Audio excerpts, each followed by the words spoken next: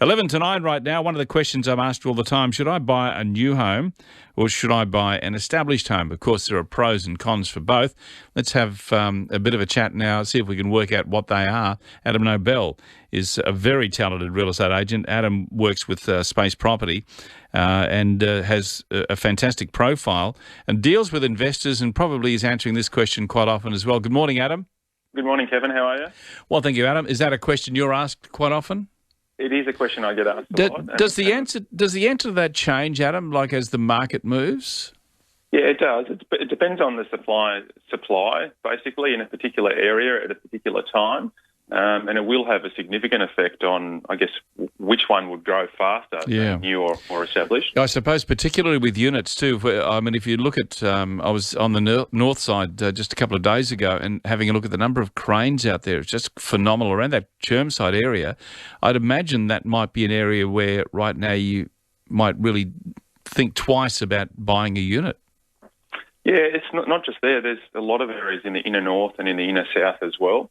And you've just got to really look at, the benefits of buying that unit. A thing that I like to look at is, I guess, depreciation versus appreciation. So if we're talking purely about capital growth, generally speaking, the appreciation of an established home will provide a better return on investment than the shorter-term benefits of depreciation from a new home.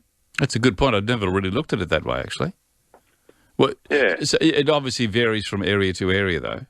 It really does. It absolutely does. I mean, everybody likes certain things about a new unit. You've got your depreciation, your tax deductions, typically a builder's warranty for about 6.5 years, the lower energy costs, so they're more efficient, and obviously pretty attractive to renters as well as the low maintenance costs.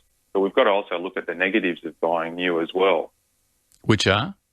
Well, I think if you look at sort of since 2006 to now, people that have bought off the plan or brand new apartments have typically overpaid and haven't made as much money compared to established. This is in Brisbane, I mean. Often the properties are built fairly cheaply. Newer places are getting smaller and smaller, and gone are things like garages and thick concrete walls, largely due to less space and the fact that building costs are higher. Often, there might be a builder's warranty in place, but often reputable builders or developers won't actually come in and fix structural issues. Or worse yet, sometimes the builder or developer goes broke and it's left with, the owners to pay for levies and so on, and then typically you see the value go down. Putting aside the quality of new builds, that's a good point you make about the majority of people when they buy off the plan will pay too much. That's what we could just call the developer's profit. Okay, if you're planning to hold on to it for a decade or so to actually let the market catch up to that. Well, again, it depends, yeah. I mean, if you're looking at the amount of supply now that's hitting the market in a lot of the inner city, yes, if you are prepared to hold on to it, if it's a good quality build, then once the sort of supply and demand factors equal out, then it will be a good buy, no doubt. Yeah, of course, those days of buying something off the plan and then planning to sell it before it even is finished or completed on settlement, well, those days are well and truly gone, aren't they? Well, in most of Australia, yes. I'm not an expert in Sydney, but there's been some pretty phenomenal things happening over there. So maybe in Sydney it's still going. I'm not sure. So bottom line, new or used? What would you do? Depends on your personal circumstances, Kevin. It really does.